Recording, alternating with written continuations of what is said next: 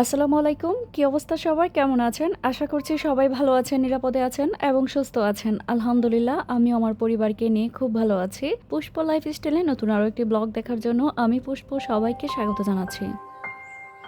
কোনো এক বিকাল থেকে ভিডিওটা শুরু করেছি। ৪-৫ দিন আগে বাচ্চাদের নিয়ে একটু মার্কেটে যাচ্ছি। বিকালবেলা তো বের হতে পারি না। কারণ দিনের আমি সবসময় বলি যে প্রচণ্ড গরম, গরমের জন্য বাসা থেকে বের হওয়া সম্ভব হয় না। তো পরিবারের সবার জন্য একটু কেনাকাটা করব। আমাদের একটা স্পেশাল দিন আছে সামনে। সেই দিনের জন্য আসলে কেনাকাটা করতে যাচ্ছি। সংসারের জন্য আজকে কিছুই কেনাকাটা করব না। ছোট বড় সবাই যারা আছে সবার জন্যই কেনাকাটা করব। তো কেনাকাটা করার জন্য এই তো রেডি হয়ে বাসা থেকে বের হয়ে পড়লাম। খুব ইচ্ছে করে প্রতিদিন বিকেলবেলা বাচ্চাদের নিয়ে একটু ঘুরতে বের হই। আসার পর কিন্তু মোটামুটি ভালোই ঘুরেছি, কিন্তু এখন গরমের জন্য বের হতে পারি না। এখন মনে হয় বর্তমানে গরম আছে 60 ডিগ্রি। চিন্তা করেন তাহলে কি অবস্থা, মানুষ এখানে কিভাবে বেঁচে থাকে। মাঝে মধ্যে তো এসিও কাজ করে না। যাই হোক, এই বাড়িগুলো যে দেখছেন এগুলো কিন্তু হচ্ছে কুয়েতিদের বাড়ি। এখানে কুয়েতিরা বসবাস করে। এত বড় বড় বাড়ি দেখছেন ঠিকই, এদের সদস্য সংখ্যা থেকে কিন্তু কাজের মানুষই বেশি। এদের এক এক কাজে এক এক ধরনের মানুষ। এদের জীবনে কোনো টেনশন নেই, সরকারি সব দায়িত্ব নেয়। ওদের চাকরি, ওদের খাওয়া দাওয়া, বাড়ি করার যত দায়িত্ব, টাকা পয়সা, মানে সব কিছু সরকারের দায়িত্বে।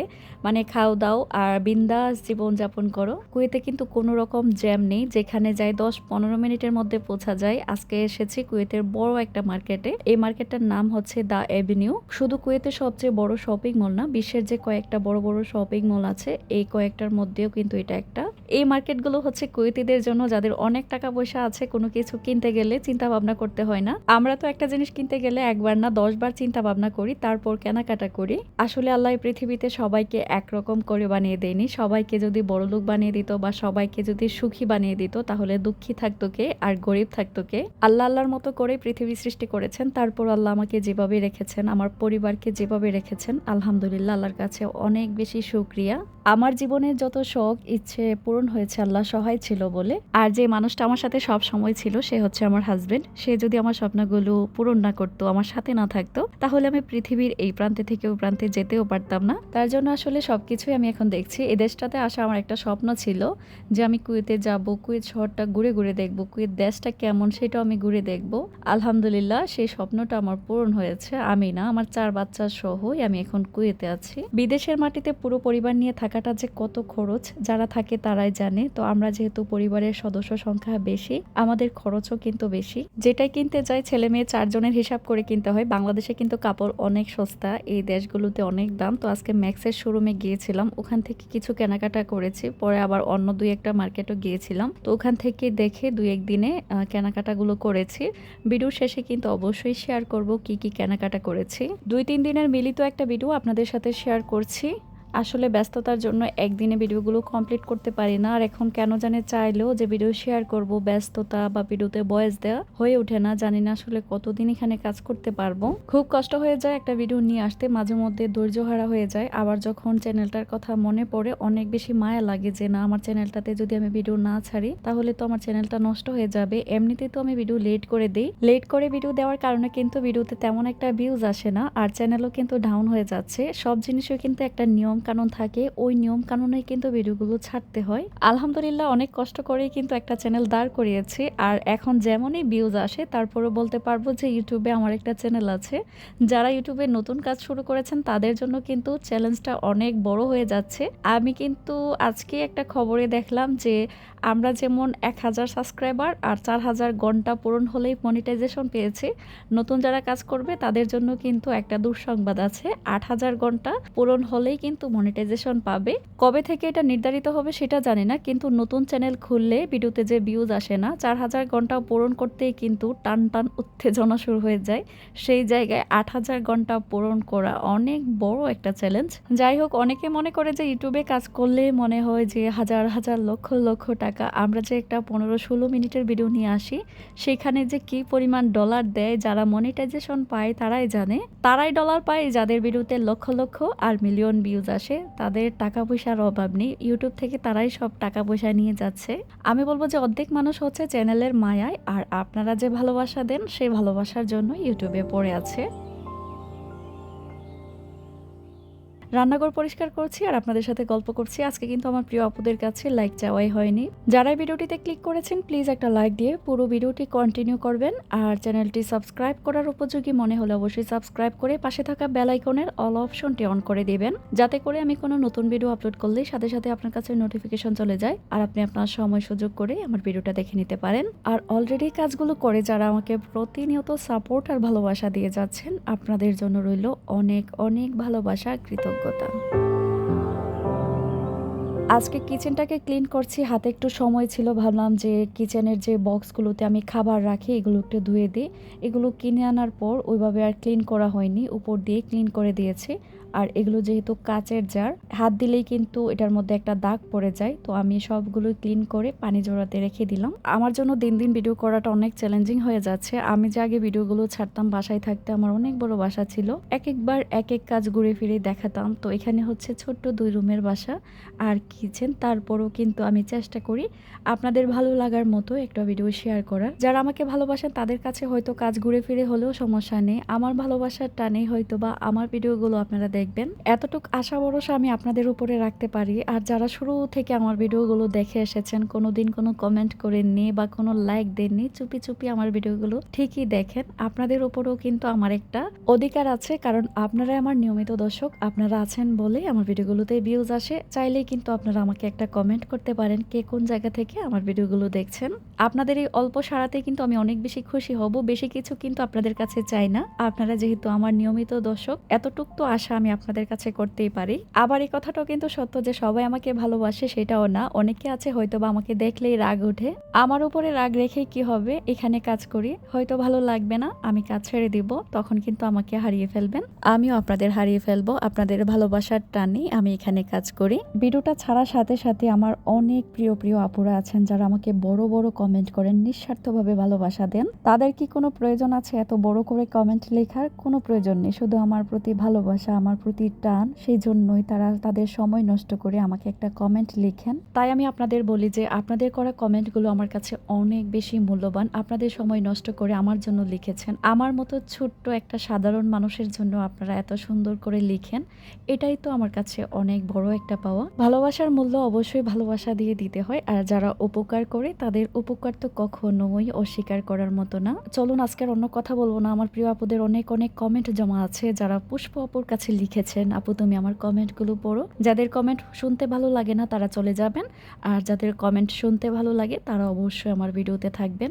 আজকের ভিডিওর ফার্স্ট কমেন্ট হচ্ছে MST মিতু খাতুন আইডি থেকে। আসসালামু আলাইকুম আপু, কেমন আছেন? ওয়ালাইকুম সালাম আপু, আলহামদুলিল্লাহ ভালো আছি, তুমি কেমন আছো? লাইক দিয়ে ভিডিও দেখা শুরু করলাম আপু, আপনার ভিডিও দেখার অপেক্ষায় ছিলাম। আপনার ভিডিও দেখা নেশার মতো পরিণত হয়েছে আমার। আপনার নতুন ভিডিও দিতে দেরি হলে আমি পুরাতন ভিডিওগুলো দেখা শুরু করি, অনেক ভালো লাগে, কাজ করার শক্তি পাই। আপনার পুরো পরিবারের জন্য অনেক দোয়ার ভালোবাসা আপু, আমার জন্য দোয়া করবেন, আমি 7 মাসের প্রেগনেন্ট। পরের ভিডিওতে আমার নাম নিয়েন, ভালো থাকবেন। অবশ্যই আপু তুমিও ভালো থেকো, আমার মিতু আপুর জন্য সবাই অনেক অনেক দোয়া করবেন, আল্লাহ যাতে তাকে সুস্থ রাখে এবং সুস্থ সবল একটা বাচ্চা পৃথিবীতে জন্ম দিতে পারে।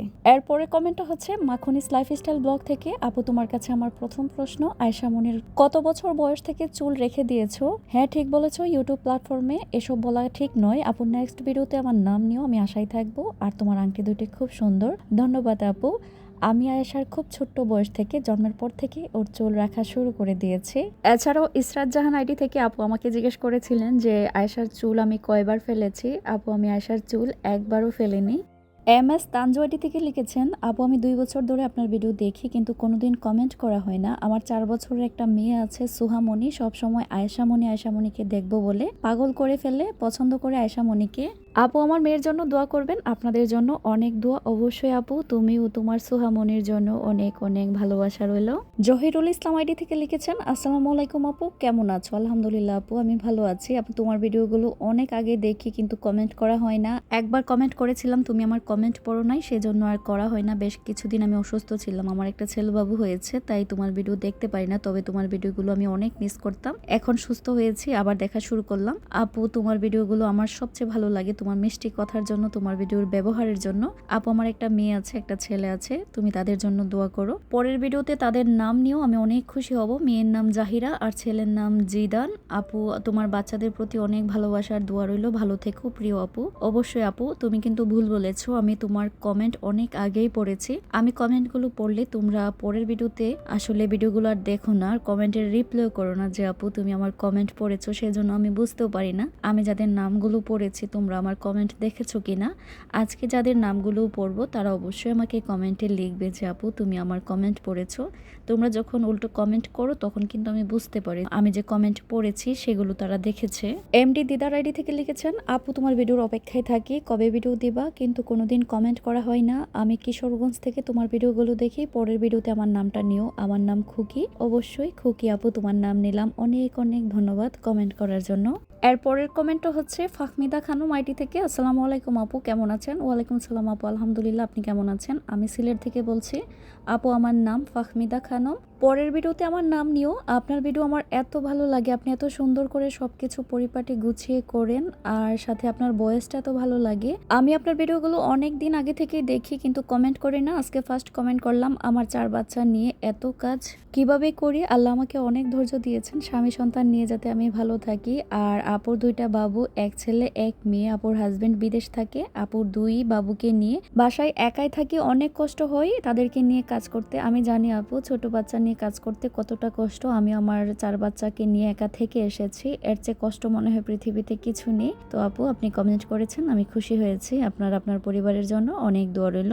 শখের রান্নাঘর থেকে এই আপুটা আমার নিয়মিত ভিডিও দেখেন। আপু লিখেছেন, আপু আমার আম্মু অনেক অসুস্থ, ঢাকা নিয়ে যাব, আল্লাহ তাআলা যাতে তাকে সুস্থ করে দেন। এত কম বয়সে আমার আম্মু অনেক অসুস্থ, দোয়া করবেন সবাই। আন্টির জন্য অনেক দোয়া করবেন, আল্লাহ যাতে আন্টিকে সুস্থতা দান করেন। আর আপু তুমি যদি আমার আজকের ভিডিও দেখো তাহলে অবশ্যই জানাইও যে আপু আন্টি কেমন আছে। কমেন্ট পড়তে পড়তে কিন্তু আমি আমার রান্নাঘর একদম সুন্দর চকচকে করে ফেলেছি। আসলে চকচকে রান্নাঘরের পিছনে কিন্তু কষ্টও থাকে অনেক, যেটা আপনি কষ্ট করে পাবেন সেটার ফলটাও কিন্তু অনেক ভালো আসে সব কাজের ক্ষেত্রে। এই যে দেখুন আমি রান্নাঘর পরিষ্কার করার পর কতটা সুন্দর লাগছে। বিশ্বাস করেন রান্নাঘরটা যদি এলোমেলো থাকে না, আমি কাজ করে একটু শান্তি পাই না। এমনিতে তো কাজের চাপ থাকে বেশি, একা একা সব কিছু করি, এর মধ্যে যদি এলোমেলো থাকে তাহলে যে কি পরিমাণ কষ্ট লাগে। তো সময় সুযোগ পেলে আসলে সব কিছু ক্লিন রাখি। রুমের ক্ষেত্রেও ঠিক তেমনটাই, যখনই সুযোগ পাই তখনই আমি পরিষ্কার করি। সারাদিনে যে কয়বার আমি বিছনা ঝাড়ি, রুম ঝাড়ু দিই আমি নিজেও জানি না। সেই জন্যই হয়তো আমি নিজের জন্য একটু সময় বের করতে পারি না।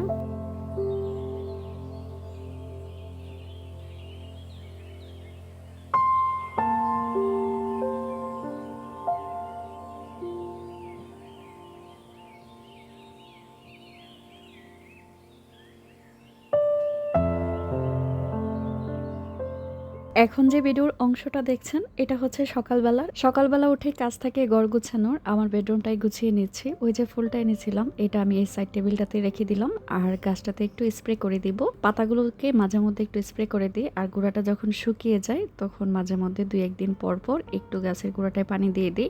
এটার সাথে যে মাধবীলতা গাছটা এনেছিলাম ওই গাছের ফুলগুলো ঝরে গেছে। আমি জানি না কেন মাধবীলতা গাছ আনলে আমার গাছের ফুল ঝরে যায়। আমি কিন্তু রোদের মধ্যে রেখেছিলাম, তো ফুলগুলো ঝরে যাওয়ার পর আমি আবার যে ডগাগুলো ছিল সেগুলো ফেলে দিয়েছি।